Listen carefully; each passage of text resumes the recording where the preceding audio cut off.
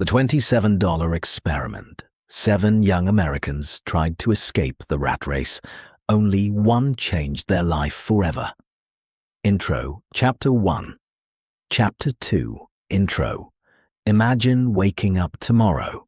Your bank account shows just $27.43. No wealthy parents, no trust fund, no investors, no famous social media account. Just $27 and one decision. Would you spend it or turn it into your first fortune? Every year, millions of young Americans graduate, believing success starts with a 6-figure salary. But hidden across the country are ordinary teenagers, college students, retail workers, and high school dropouts who quietly built businesses worth hundreds of thousands of dollars without expensive degrees, without lucky breaks, and without starting with much money. This isn't the story of influencers showing rented Lamborghinis. This isn't another get-rich-overnight fantasy. This is the story of 7 completely different people, each starting with almost nothing, each choosing a different path. Some lost everything. Some gave up. One almost quit just days before a breakthrough. And one built a business so quietly, his own neighbors had no idea he was earning more than most doctors. By the end of this story, you'll know exactly why some side hustles quietly create millionaires, while others only create exhausted people. Welcome to the $27 experiment. Chapter 1. The boy everyone thought was selling junk. 2:30 to 10:30. The first person wasn't the smartest, he wasn't the richest. In fact, most people thought he was wasting his weekends. Ethan Carter was 19 years old. He lived in a small apartment outside Columbus, Ohio, every Saturday morning. While his friends slept after late-night parties, Ethan was standing in freezing parking lots, digging through dusty cardboard boxes at garage sales. Old cameras, broken game controllers, scratched headphones, vintage calculators. Nobody understood why. His own father laughed one morning. "You're spending $10 on garbage." His friends joked that Ethan had become a professional trash collector. Even strangers looked confused as he filled his car with things everyone else had thrown away. But Ethan wasn't buying junk. He was buying information. One afternoon, he picked up an old digital camera for $8. The seller apologized. "It probably doesn't even work." Ethan smiled. He wasn't interested in the camera. He noticed something nobody else did. The battery compartment contained an original discontinued battery. Collectors had been searching for online. That tiny battery sold for $98. Not the camera, just the battery. That single flip changed how Ethan saw the world. Most people looked at products. He started looking for hidden value. Every thrift store became a treasure hunt. Every flea market became a puzzle. Soon, he wasn't buying random things anymore. He specialized: vintage gaming accessories, old camera lenses, discontinued music equipment, retro computer parts. The more specific he became, the less competition he faced. He spent nights studying completed online sales instead of scrolling social media. He learned which memory cards photographers desperately needed, which Game Boy accessories collectors paid ridiculous prices for, which remote controls were impossible to replace. His room slowly transformed into what looked like organized chaos. Shelves, boxes, bubble wrap, shipping labels. His mother complained, "You've turned the house into a warehouse." But 3 months later, something unexpected happened. A local photographer messaged him, "I heard you're the guy who finds discontinued camera gear." That sentence changed everything. He wasn't just selling products anymore. He had become known for solving problems. Customers returned again and again and again. By 21, Ethan wasn't driving a luxury car. He wasn't posting motivational quotes online, but every month, thousands of dollars quietly entered his bank account. Not because he worked harder than everyone else, because he noticed what everyone else ignored. The biggest lesson wasn't buying low and selling high. It was understanding something most beginners never realize. Money hides inside specialization. The internet is crowded, but niches are quiet, and quiet places often pay the best. Lesson: most people try selling everything. The smartest sellers become known for one thing. When customers trust you in one niche, price becomes less important. Expertise becomes everything. Chapter 2. The Girl Who Never Became Famous, but built the careers of people who did, 1030 to 1830. While Ethan searched garage sales, another story was quietly unfolding, nearly 1,000 miles away. Sophia Martinez never wanted to become famous. She hated cameras. She hated posting online. She barely used social media, which made what happened next almost unbelievable. Sophia worked part-time answering phones at a small marketing office in Austin, Texas. One afternoon, she overheard two business owners arguing. "We've emailed 20 creators. No one replied." That sentence stayed in her mind. Later that evening, she searched dozens of YouTube channels. Many had loyal audiences, great content, professional editing, but almost no sponsorships. At the same time, companies were desperately trying to advertise to younger customers. Two groups needed each other, yet neither knew how to connect. Sophia saw something invisible, not a product, a gap. She sent one email, then another, then another. Most were ignored, some were rejected. One creator finally replied, "Can you actually help?" Sophia didn't pretend to be an expert. She simply asked questions. What brands matched his audience? What products did he genuinely use? Instead of chasing the highest paying deal, she looked for the best fit. Her first agreement earned only a small commission, enough to celebrate with pizza. But something important happened. The creator was happy, the brand was happy, both wanted to work together again. Trust became her business. Word spread quietly. One creator introduced another. A fitness coach recommended her to a podcast host. A finance channel introduced her to a technology reviewer. Sophia wasn't creating videos. She wasn't designing logos. She wasn't filming content. She became the invisible bridge connecting opportunity with talent. Then came her biggest challenge. A fast-growing energy drink company offered an enormous sponsorship. The paycheck looked life-changing, but after researching the company, she discovered dozens of customer complaints and questionable marketing practices. The creator wanted the money. Sophia refused. If your audience loses trust, your career loses value. The creator walked away from the deal. Months later, the company faced public backlash. Several influencers who accepted the sponsorship lost thousands of followers. The creator who listened to Sophia, his audience trusted him even more. That single decision brought bigger sponsorships from respected brands. Sophia learned a lesson many businesses never understand. Short-term money is loud. Long-term trust is priceless. Within a few years, she managed partnerships across multiple industries.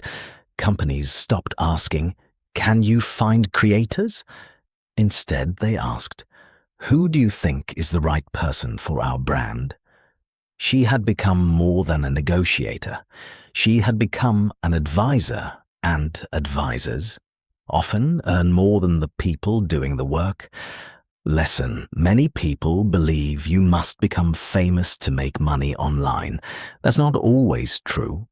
Sometimes the biggest opportunity isn't standing in the spotlight, it's building the stage where everyone else performs. The people who connect opportunities often become the most valuable people in the room. End of part 1. Teaser: at this point, 2 people have already proven something surprising. One built wealth by finding hidden value in forgotten objects. The other built wealth by connecting people who couldn't find each other. Neither needed millions of followers. Neither invented a revolutionary product. But the next story is even more unexpected. It begins with a college student, an outdated laptop, a free editing program, and a single video that almost nobody watched. Ironically, that forgotten video would become the reason companies eventually lined up to hire him. To be continued in Chapter 3, the $27 Experiment, Part 2 chapters. Covered Chapter 3, the editor who saw stories others couldn't. Chapter 4, the store that nobody trusted until everyone did. Chapter 5, the designer who charged more by doing less. Chapter 3, the editor who saw stories others couldn't. By the time Ethan had mastered forgotten collectibles, and Sophia had become the invisible bridge between creators and brands, another young entrepreneur was fighting a completely different battle. His name was Lucas Reed. Unlike the others, Lucas wasn't chasing money. He was chasing attention, not his own, everyone else's. Lucas attended a public university in Denver. His dorm room looked ordinary. A tiny desk, a second-hand laptop, a noisy ceiling fan, one cracked coffee mug that somehow survived every semester. He couldn't afford expensive editing software, so he downloaded a free editor and started practicing every night. At first, his videos were terrible. Transitions were too fast, music felt awkward, nothing matched. He copied popular creators, but every project felt lifeless. One evening, while watching an old documentary, something clicked. The film had almost no flashy effects, no crazy transitions, no expensive animations. Yet Lucas couldn't stop watching. Why? Because every cut made him curious about what came next. That's when he realized people don't watch videos because they're edited beautifully. They watch because they're emotionally invested. From that day forward, Lucas stopped learning effects and started studying human psychology. He paused viral YouTube videos every few seconds. Why did they cut here? Why did the music suddenly disappear? Why did the speaker pause before revealing the answer? He wasn't learning software anymore. He was learning storytelling. Weeks later, a local fitness coach hired him to edit short workout videos.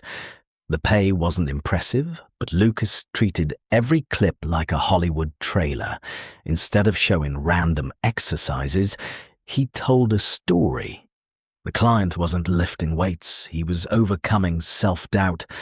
The comments exploded. This actually motivated me. I watched the whole thing. I've never finished a fitness video before. The coach doubled Lucas's rate. Soon, real estate agents, restaurants, small businesses, and YouTubers began calling him. Every client asked the same question: how do you make people keep watching? Lucas smiled.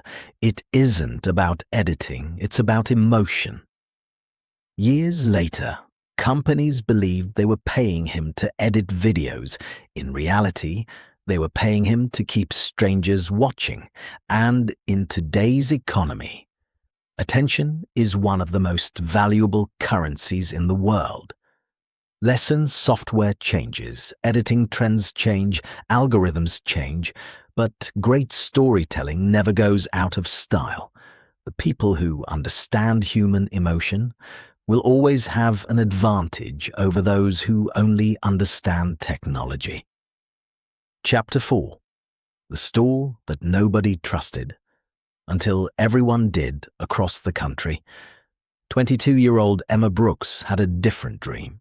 She wanted to build an online store. She had watched countless videos promising easy money, find a product, run ads, become rich. Reality looked very different. Her first website looked cheap, random products, bright colors, misspelled descriptions. Visitors came, looked around, and disappeared.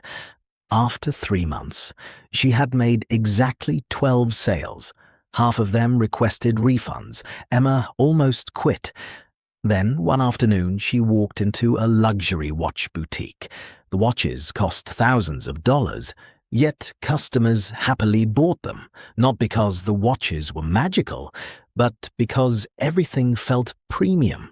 The lighting, the packaging, the customer service, even the smell inside the store created trust. Emma realized something. People rarely buy products, they buy confidence. She deleted her entire online store. Instead of selling 50 random items, she chose one. A premium insulated travel bottle designed for hikers and outdoor enthusiasts. She created a memorable brand name, professional photography, elegant packaging, a simple website. Instead of saying, stainless steel water bottle, she wrote, for people who never stop exploring. The product hadn't changed. The story had. Customers no longer compared prices. They connected with an identity. Soon, people weren't buying bottles. They were buying a lifestyle. Repeat customers arrived. Word of mouth spread. Social media creators reviewed the product without being asked. Within 18 months, Emma's company was shipping thousands of orders every month. Friends assumed she owned a warehouse. She smiled. Most products still came directly from suppliers. The difference wasn't logistics, it was trust. Lesson products can be copied, prices can be undercut, but a trusted brand is incredibly difficult to replace. The strongest businesses don't compete on price, they compete on perception.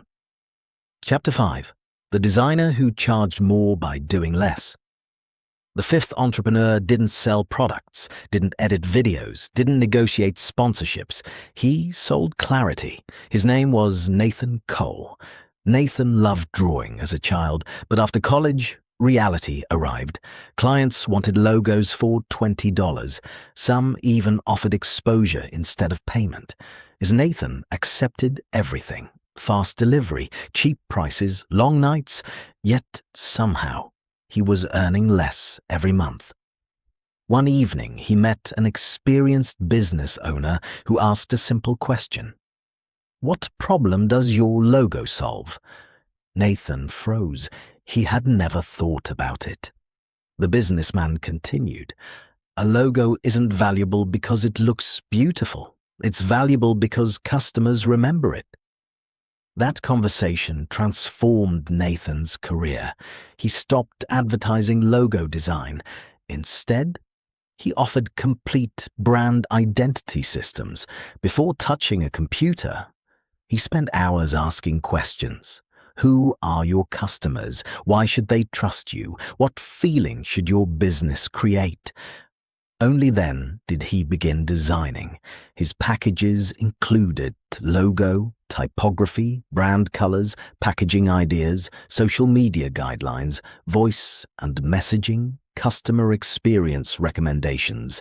He wasn't selling artwork anymore. He was helping businesses become unforgettable. The surprising part? Nathan actually worked fewer hours. Instead of rushing through dozens of cheap projects, He focused on a handful of premium clients. One bakery doubled its foot traffic after a complete rebrand. A local clothing company expanded into 3 new cities. Clients didn't recommend Nathan because he designed pretty logos. They recommended him because their businesses grew.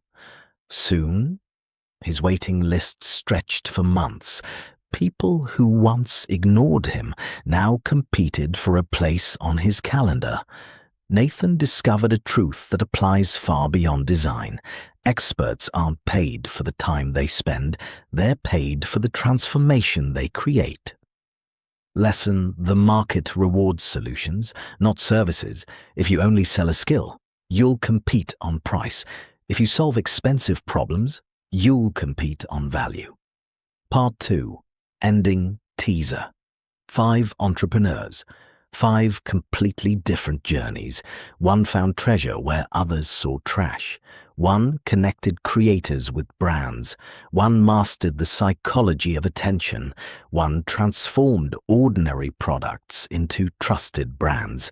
One proved that solving bigger problems creates bigger paychecks. But the final 2 stories may be the most surprising of all. One teenager built a business by studying why videos go viral, and the last entrepreneur became wealthy while sleeping. Because unlike the others, he stopped working for money and learned how to make money work for him. Coming next, Chapter 6 and Chapter 7, the final experiment. The $27 Experiment Part 3. Chapter 6. The teenager who studied virality instead of entertainment. By now, 5 people had already proven that there isn't only one road to financial freedom. Some sold products, some sold services, some built brands, but the 6th entrepreneur made money from something nobody could touch: attention. His name was Mason Walker, 17 years old, still in high school, no expensive computer, no studio, no camera crew, just an old laptop, a notebook, and endless curiosity. Every afternoon, his classmates rushed home to binge-watch TikTok, YouTube Shorts, and Instagram Reels. Mason did something completely different. He didn't watch videos for entertainment. He watched them like a scientist. Whenever a video went viral, he paused it. The first 3 seconds, the first sentence, the first facial expression, the background music, the caption, the camera angle, the pacing. He filled notebook after notebook with observations. One day, his younger brother laughed. "Dude, why are you taking notes on TikTok?" Mason smiled. "I'm not studying videos, I'm studying people." That sentence became his greatest advantage. Months later, he noticed a strange pattern. The most successful creators weren't necessarily the funniest or the smartest. They simply understood one thing: curiosity keeps people watching. Every viral video asked a question before giving an answer. Every successful creator created a tiny mystery.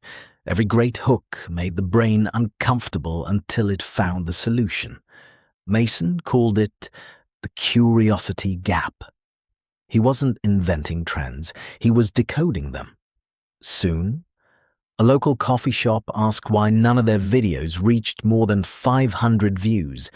Mason didn't change the camera. He didn't buy better lighting. He simply rewrote the first 5 seconds. Instead of showing someone making coffee, the video began with, "This drink almost got us banned." Nothing illegal, nothing shocking, just curiosity. The owner laughed. "That's ridiculous." The video reached 250,000 views in less than a week. Customers began visiting simply because they had seen the clip. Then a gym hired him, then a dentist, then a realtor. None of them wanted someone to make videos. They wanted someone who understood why strangers stopped scrolling. One afternoon, A luxury restaurant owner asked, "So, what's your secret?" Mason answered, "There isn't one." People expected complicated formulas. Instead, he handed over 3 simple rules. First, people notice what feels different. Second, people remember how you make them feel. Third, people share stories, not advertisements. Within 2 years, Mason wasn't creating content full-time. He was creating strategies. Businesses paid him thousands of dollars before anyone even pressed record. He realized something few people ever understand. The most valuable person isn't always the one doing the work. Sometimes it's the one who knows what work should be done. Lesson: algorithms change, platforms change, features change, human psychology doesn't. If you understand why people pay attention, you'll never run out of opportunities, because every business needs attention to survive. Chapter 7. The Man Who Learned to Make Money While Sleeping. Every entrepreneur you've met so far worked, sold, negotiated, created, built. They exchanged time for income. But the 7th experiment looked completely different. His name was Daniel Foster. At 23, Daniel believed working harder would solve everything. He accepted overtime, weekend shifts, holiday work, double shifts. His paycheck grew, so did his exhaustion. One rainy evening, he visited his grandfather.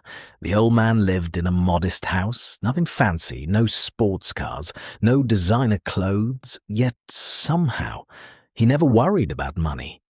Danielle finally asked, "How can you afford all this if you're retired?" His grandfather smiled. "I stopped working for money 30 years ago." Daniel looked confused. The old man pointed toward the window. Across the street stood a small apartment building. "You see that building? It pays me every month." Then he pointed toward a folder filled with investment statements. "These pay me too." Daniel asked the question that changed his life. "But who works for that money?" His grandfather laughed. "My money does."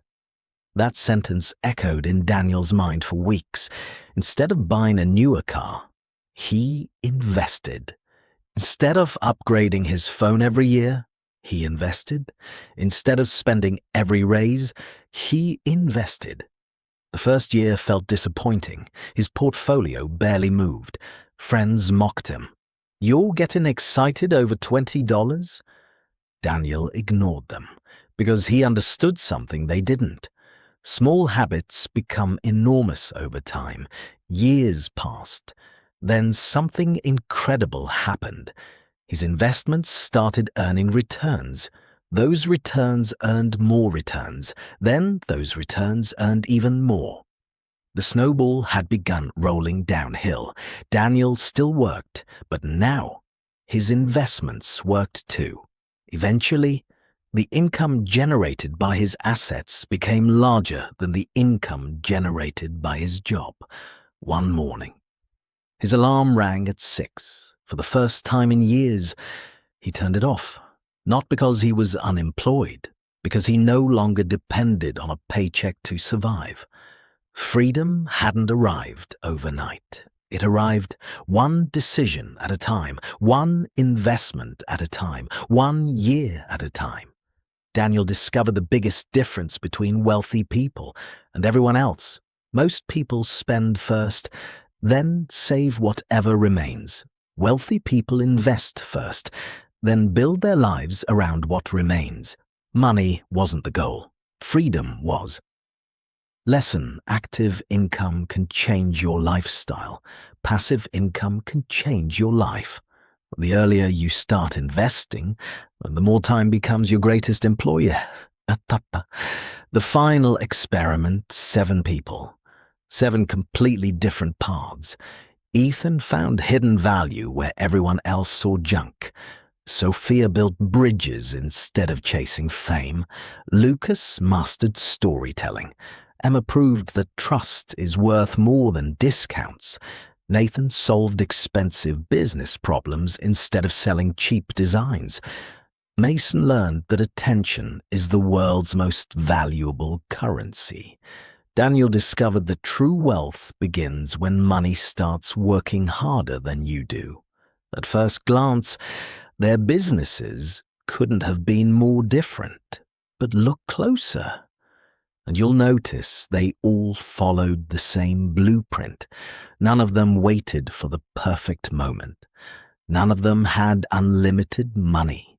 None of them knew exactly what they were doing on day one. They simply started. They learned, they adapted, and they stayed in the game long enough for opportunity to recognize them. Now think back to the beginning of this story. Imagine waking up tomorrow with just $27 in your bank account. Would you see a problem or the first page of a completely different future? Because history has shown something remarkable. Fortunes rarely begin with perfect conditions. They begin with ordinary people making one extraordinary decision. The experiment is over. Now, it's your turn.